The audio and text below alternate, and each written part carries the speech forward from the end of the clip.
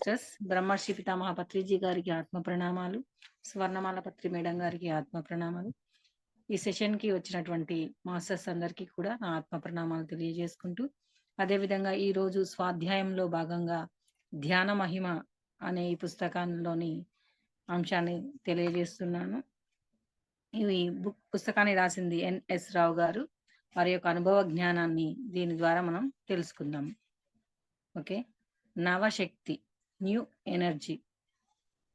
నవయుగ శక్తి గురించి ముఖ్యంగా చెప్పుకోవాల్సింది ఏమంటే, మానవుడు సర్వశక్తివంతుడు, సర్వశక్తి సంపన్నుడు, తన సమస్యలనన్నింటినీ తానే పరిష్కరించుకునే శక్తి గలవాడు. దైవశక్తి అయిన విశ్వశక్తిని పొందగలడు. తాను దేవుడని అని తెలుసుకోగలడు. తన వాస్తవాలను తానే సృష్టించుకోగలడు. మానవుడు మానవుడు ఎదుర్కొంటున్న సమస్యలన్నింటికీ మనసే కారణం. అజ్ఞానంలో ఉన్న మనస్సు ధ్యానం ద్వారా, శ్వాసక్రియ ద్వారా నిగ్రహించబడుతుంది. అజ్ఞానం పోయి జ్ఞాన ప్రదర్శన మొదలవుతుంది. తత్ఫలితంగా మానవుడు తనలో నిమిడీకృతమై ఉన్న సర్వశక్తులను తెలుసుకోగలడు. సంకల్ప బలంతో సాధించదలుచుకున్నది సాధించగలడు. జ్ఞాని అయి లోక కళ్యాణం కొరకు పాటుపడగలడు. ఏ విషయంలోనైనా ఏ విషయంలోనైనా సరైన సమయంలో సరైన నిర్ణయాలు తీసుకుంటాడు, అమలు చేస్తాడు. ఇతరులు సాయం లేకుండానే చేయగలడు. పాత నమ్మకాలు ఏమని చెప్తున్నావంటే, మానవుడు అన్నింటికీ దేవుడి మీద, గురువుల మీద ఆధారపడాలని. నవయుగ శక్తి వల్ల ఈ పరిస్థితి పూర్తిగా మారిపోతుంది. అహం బ్రహ్మాస్మి అనగా నేను దేవుడనని తెలుసుకుంటాడు. ధ్యానంలో మనకు లభించే విశ్వశక్తి నవయుగ శక్తి. అయితే జ్ఞానం కలిగే వరకు దివ్యాత్మల సాయం తీసుకుంటూ ఉండాలి. టోబయాస్ అనే దివ్యాత్మపై విషయాలు తెలియజేశాడు. అలాగే నక్షత్ర మిత్రులు కూడా సాయపడుతూ ఉంటారు. ఇప్పుడు మానవుల కర్తవ్యం ఏమంటే, ప్రస్తుతం భూమిపై రాజ్యమేలుతున్న రాక్షసత్వాన్ని తొలగించాలి. హింసా చోడో హంస పకడో అని బోధించాలి. క్రీస్తు శకం 2012 కల్లా ధ్యాన జగత్ స్థాపన జరగాలి. బ్రహ్మర్షి పత్రిజీ ఆశయం నెరవేరాలి. ఆధ్యాత్మిక శాస్త్రం. నవయుగంలో ఆధ్యాత్మిక శాస్త్ర విజ్ఞానాన్ని ప్రతి ఒక్కరూ తెలుసుకోవాలి. పత్రి గారు చెప్పినట్లు మానవ జీవిత రూపురేఖలు, ఈ సృష్టి యొక్క రచనా కార్యక్రమం ఏ విధంగా నడుస్తున్నది మొదలైన విషయాలు ఆధ్యాత్మిక శాస్త్రం తెలియజేస్తున్నది. ఉన్నది ఒకే ఒక ఆధ్యాత్మిక శాస్త్రం, అనేక రకాలు ఉన్నవనుకోవడం అజ్ఞానం. అంటే ఇక్కడ మనకి ఆధ్యాత్మిక శాస్త్రం అనేది ఎన్నో లేవు, ఒకటి మాత్రమే ఉంటుందని చెప్పి ఇక్కడ తెలియజేస్తున్నారు. ఆధ్యాత్మిక శాస్త్రం 6 మూల సిద్ధాంతాల మీద ఆధారపడి ఉంది. 1. ఆత్మ సిద్ధాంతం. ఆత్మ చైతన్య శక్తి రూపంలో విశ్వమంతా వ్యాపించి ఉంది. ఉన్నదంతా ఆత్మ పదార్థమే, వేరొకటి లేదు. కనుక మనము ఈ ఆత్మ పదార్థంలో భాగమే. ఆత్మబలం శరీరాలం కాదు. అయితే మాస్టర్స్, ఈరోజు నాకు కలిగిన జ్ఞానోదయం ఏంటంటే, ఈ జీవితం ఒక నాటకం. మనమంతా ఆత్మలమే, ఇక్కడ వేరు అనేది కాదు. ప్రతి ఆత్మ, ఈ భూమిపైకి వచ్చిన ప్రతి ఆత్మ కూడా ఒకటే అన్న సత్యాన్ని నేను అనుభవపూర్వకంగా తెలుసుకున్నాను. ఒకేసారి అనుభవంలోకి వచ్చిన ఆ ఫీలింగ్ ఎంత అద్భుతంగా ఉందంటే, ఏమంటారు, పంచితే పెంచబడుతుందో లేదో నాకు తెలియదు కానీ, చెప్పుకుంటే అట్లీస్ట్ మీకైనా అది ఏదో ఒక రోజు అనుభవంలోకి వస్తుందన్న జ్ఞానాన్ని పంచుతున్నాను. పునర్జన్మ సిద్ధాంతం. ఆత్మ తీసుకునే జన్మ క్రమాన్ని పునర్జన్మ సిద్ధాంతం అంటాం. ఆత్మ అనేక జన్మలు, అనేక లోకాలలో తీసుకుంటూ కొత్త అనుభవాలను పొందుతూ అభివృద్ధి చెందుతుంది. పూర్వ జన్మలున్నవి, పూర్వ జన్మలు కూడా ఉన్నవని శాస్త్రజ్ఞులు కూడా ఆమోదిస్తున్నారు. అంటే ఇక్కడ మనకి తెలియదు అసలు నిజంగా ఈ భూమి మీదకి వచ్చిన ప్రతి ప్రాణికి ఆత్మయ పరమాత్మను తెలుసుకున్న తర్వాత కూడా అసలు జన్మ ఉంటుందా, మరి ఈ జన్మేనా, ఇంకా గత జన్మలు ఉంటాయా లేవా అనేది చాలా రకాలుగా సందేహాలు ప్రతి ఒక్కరికి కూడా వస్తూ ఉంటాయి. కానీ ఇక్కడ చాలా మంది అనుభవపూర్వకంగా తెలుసుకున్న వాళ్ళు ఉన్నారంట. శాస్త్రజ్ఞులు కూడా గత జన్మలు కూడా ఉన్నాయని చెప్తున్నారు. నెక్స్ట్ కర్మ సిద్ధాంతం. దేహంలో ఉన్న జీవాత్మ ప్రతి క్షణం ఏదో ఒక కర్మ చేస్తూనే ఉంటుంది. దాని ఫలితాన్ని కూడా పొందుతూ ఉంటుంది. ఇదే కార్యకారణ సంబంధం అంటారు. ఆత్మ భూలోకంలో సగటున 350 నుండి 400 వరకు జన్మలు తీసుకుంటుంది. శాస్ పరిపూర్ణ పరిపక్వత చెంది జన్మరాహిత్యాన్ని పొందుతుంది. పురోగమన సిద్ధాంతం. ఆత్మ తీసుకునే అన్ని జన్మలు దాని పురోగభివృద్ధికై తోడ్పడితే పైన చెప్పుకున్నట్లు జన్మరాహిత్య సాధనకు సహాయపడుతూ ఉంటుంది. యోగ సిద్ధాంతం. ఆత్మ యొక్క పురోగమనాన్ని యోగం వేగవంతం చేయగలదు. ఆనాపానసతి ధ్యానం ఆత్మ పురోగమనాన్ని అతి వేగవంతం చేయగలదు. అందుకే చిన్నప్పటి నుంచే ధ్యానం చేయాలి. అనేకానేక సిద్ధాంతాలు, అనేకానేక లోకాలు, అనేకానేక జన్మలు, అనంతమైన విశ్వం, అనంతమైన ఆనందం, దుఃఖం, పుణ్యం, పాపం, ఇలా ఈ సృష్టిలో ఇవన్నీ అనంతంగా అనంతంగా ఉన్నవని చెప్పేదే అనేకానేక సిద్ధాంతం. ఈ సిద్ధాంతాన్ని అనుభవపూర్వకంగా తెలుసుకోగలిగితే ఇక జన్మ ఉండదు, జన్మరాహిత్యమే కలుగుతుంది. నెక్స్ట్ దివ్య జ్ఞాన ప్రకాశం. ఇక్కడ మనకి ఆధ్యాత్మిక శాస్త్రంలో 6 మూల సిద్ధాంతాలు ఉన్నాయని చెప్పారు. అవి ఏంటి అంటే ఆత్మ సిద్ధాంతం, పునర్జన్మ సిద్ధాంతం, కర్మ సిద్ధాంతం, పురోగమన సిద్ధాంతం, యోగ సిద్ధాంతం, అనేకానేక సిద్ధాంతం. నెక్స్ట్ వచ్చేసి దివ్య జ్ఞాన ప్రకాశం, ఎన్లైటన్మెంట్. పైన చెప్పుకున్న ఆధ్యాత్మిక శాస్త్ర సిద్ధాంతాలను చక్కగా అవగాహన చేసుకొని తదనుగుణంగా జీవిస్తే దివ్య జ్ఞానం ప్రకాశం కలుగుతుంది. అంటే ఇక్కడ మనకి ఆల్రెడీ పిరమిడ్ మాస్టర్స్ అందరూ కూడా చెప్తూనే ఉన్నారు, రెగ్యులర్ గా ధ్యాన సాధన చేయండి. పిరమిడ్ స్పిరిచువల్ వాళ్ళు 18 ఆదర్శ సూత్రాలను కూడా పెట్టారు. అది ప్రతి ఒక్కటి కూడా మన లైఫ్ లో అప్లై చేస్తూ ఉండాలి. వాటిని కూడా అప్పుడు మన యొక్క జ్ఞానం పెరుగుతూ ఉంటుంది. ఎన్లైట్మెంట్ ఏదో ఒక రోజు ఖచ్చితంగా కలుగుతూ ఉంటుంది. కాబట్టి మనం ధ్యానం చేయడమే కాదు, ధ్యానం తర్వాత స్వాధ్యాయం, సజ్జన సాంగత్యం ఇవి కూడా చేస్తూ ఉండాలని రెగ్యులర్ గా మనం తెలుసుకుంటూ ఉన్నాం. అయితే ఇక్కడ ఏంటంటే నేనెవరిని, ఈ శరీరాన్ని కాదు, ఆత్మను. నా పూర్ణాత్మ ఎవరు, నేనే లోకం నుంచి వచ్చాను, నా పూర్వ జన్మలేవి, ఈ జన్మ ఎందుకు తీసుకున్నాను, అలాగే ఈ సృష్టి జననం మరణం పునర్జన్మ రహస్యాలేమిటి ఇత్యాది ప్రశ్నలకు సరైన సమాధానాలు తెలుసుకుంటే దివ్య జ్ఞానం ప్రకాశం కలుగుతుంది. ఈ విషయాలన్నీ కూడా ఆనాపానసతి ధ్యానం చేస్తే తెలుస్తాయి. అలాగే జ్ఞానుల అనుభవాలు తెలుసుకోవటం అంటే సజ్జన సాంగత్యం ద్వారాను, స్వాధ్యాయం అంటే ధ్యానం గురించిన మంచి పుస్తకాలను చదవడం ద్వారాను కూడా దివ్య జ్ఞాన ప్రకాశం పొందవచ్చు. దివ్య జ్ఞాన ప్రకాశం కలిగిన వారు జ్ఞానులై బంధాల నుండి, దుఃఖాల నుండి, సమస్యల నుండి, భయం, అనారోగ్యం, దురలవాట్లు, అహంకార మమకారాల నుండి విముక్తి పొంది జీవన్ముక్తులవుదురు. ఆనందంగా, ప్రశాంతంగా, సంతృప్తితో జీవిస్తూ సేవా, సహాయం, దానం, ధర్మం చేస్తూ తాము దేవుళ్ళమని తెలుసుకుంటారు. ఇంకొకటి ధ్యాన ప్రచారంలో పాటించవలసిన కొన్ని మెలకువలు. ధ్యానం గురించి మనకు చాలా పుస్తకాలు ఉన్నాయి, కానీ ధ్యాన ప్రచారం ఎలా చేయాలనే విషయం మీద పుస్తకాలు ఏమీ కనపడడం లేదు. అందుకే ధ్యానుల ప్రయోజనార్థం ఈ చిరు యత్నం.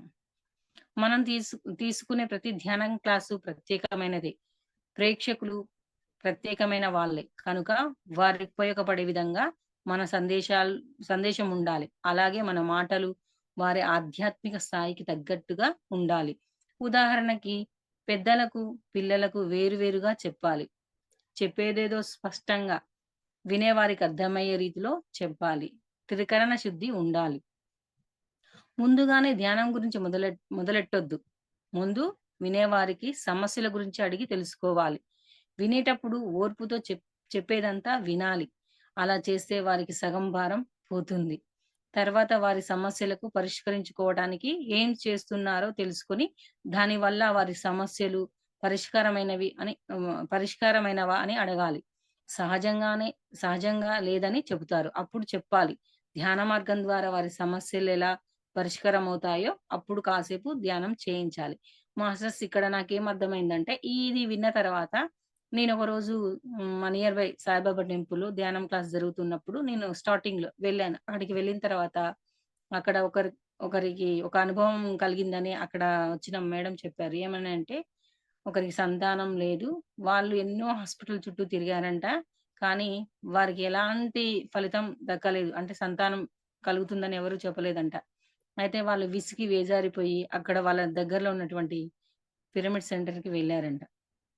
వెళ్ళిన తర్వాత అక్కడ ఉన్న మాస్టర్స్‌తో, సీనియర్ మాస్టర్స్‌తో చెప్పారంట విషయం. చెప్తే అక్కడ ఆ మేడం ఒక ఆలోచన అంటే ధ్యానంలో ఆలోచన ఏమని అంటే, వాళ్ళకి గత జన్మలో ఏదైనా బాధ కలిగి ఉంటే, ఈ జన్మలో వాళ్ళకి సంతాన భాగ్యం లేదని తెలుసుకున్నారంట. అయితే అప్పుడు మరి దానికి సొల్యూషన్ ఏంటి అంటే, ఇప్పుడు మనం గతంలో పిల్లల్ని కని వాళ్ళ వల్ల మనకు ఇబ్బందులు కలుగుతూ ఉంటాయి. అంటే సంతానం నిలవలేకపోవడము, సమస్యలు ఏదైనా కావచ్చు.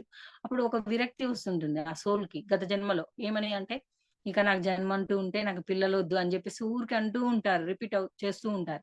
అయితే ఆ జన్మలో అనుకున్నటువంటి అది మళ్ళీ జన్మ తీసుకున్న తర్వాత సంతాన భాగ్యం లేకుండా పోతుంది. అది ఆ పిరమిడ్ మాస్టర్స్ తెలుసుకొని వాళ్ళకి ఒక సజెషన్ చేశారు. ఏమని అంటే ధ్యానంలో వాళ్ళకి సోల్ కనెక్ట్ అయ్యి ఏమంటే నాకు క్షమించమని చెప్పేసి, నాకు ఈ జన్మలో సంతానం కావాలని చెప్పుకోండి అని 41 డేస్ చేయడం. చేసిన తర్వాత వాళ్ళకి సంతానం కలగడం, మళ్ళీ తర్వాత బాబు కలగడం. ఇవన్నీ ప్రాక్టికల్‌గా అక్కడ వాళ్ళు చెప్పింది నేను విని చాలా అద్భుతంగా అనిపిచ్చి, నాకు కూడా ఇలాంటివి ఎ ఎవరికైనా ఉపయోగపడతాయేమని చెప్పేసి ఈ క్లాస్‌లో చెప్పడం జరిగినది.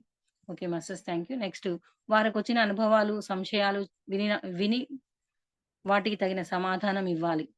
వారి అనుభవాలు విని వాటికి కూడా సంతృప్తికరమైన సమాధానం ఇవ్వాలి. మొదట్లో ఎక్కువ మంది వారి అనుభవాల అర్థం తెలుసుకోగలుగుతారు. మధ్య మధ్య కొద్దిగా స్వాధ్యాయం లేక ధ్యానం పాటలు పెట్టవచ్చు. మన అనుభవాలు చెప్పొచ్చు. అతి ముఖ్యమైన విషయం మన నడవడి. మన శ్రోత్రాల్లో వృద్ధులుండొచ్చు. స్త్రీలు, పురుషులు, బాలబాలికలు కూడా ఉండొచ్చు. మన నడవడిక ఇతరులకి ఆదర్శప్రాయంగా ఉండాలి.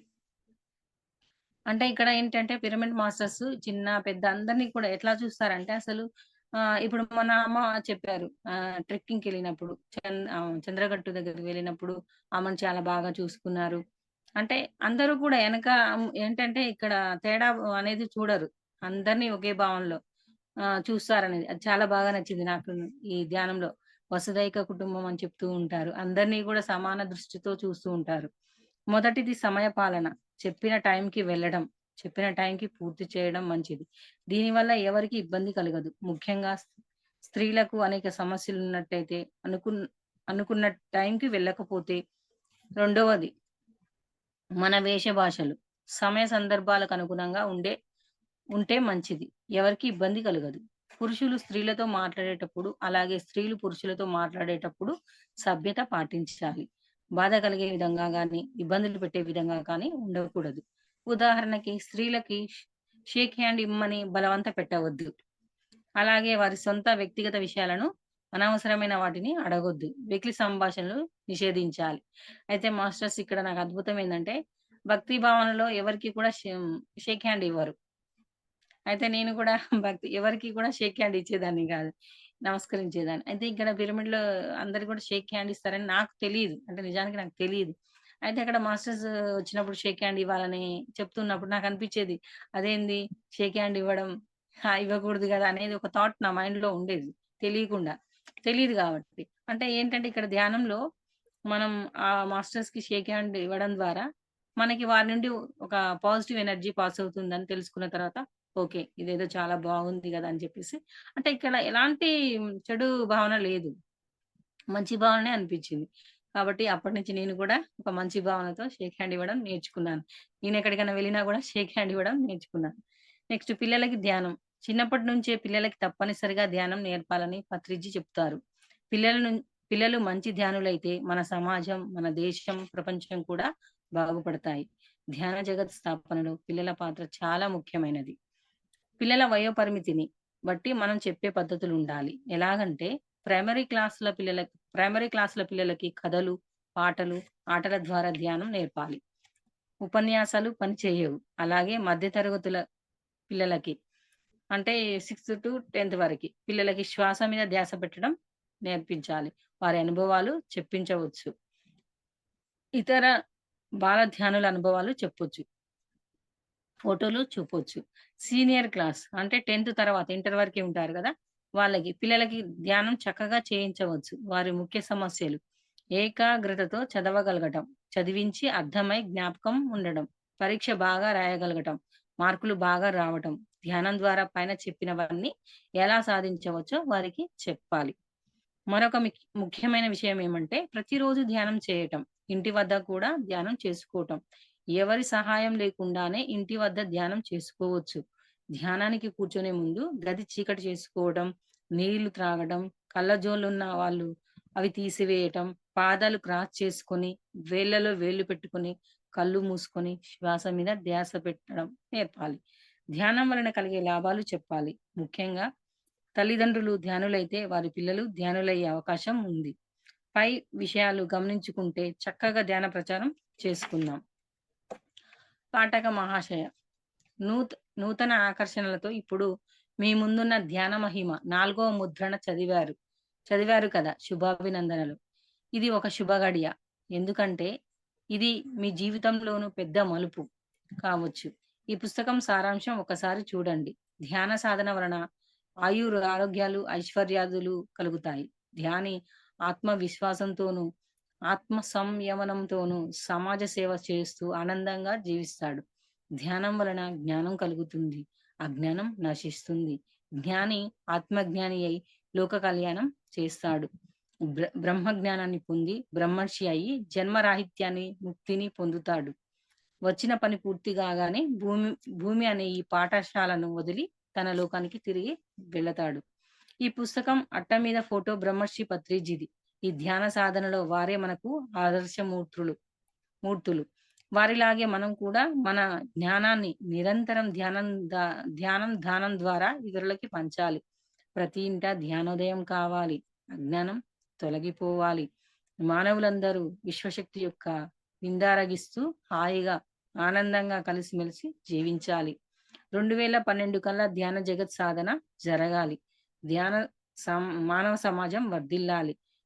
ప్రమాదాల నుండి, ప్రళయాల నుండి భూమాతను రక్షించాలి. ధ్యానం, జ్ఞానం, శాంతి, సౌఖ్యం, ముక్తి ఇవే మన 5 ధ్యాన ధ్యేయాలు కావాలి. ఈ విధంగా మీ ధ్యాన సాధన విజయవంతం కావాలి. ఆరోగ్య ఐశ్వర్యాభివృద్ధి రస్తు జ్ఞాన ప్రాప్తి రస్తు. మీ అభిమాన రచయిత ఎన్ఎస్ రావు.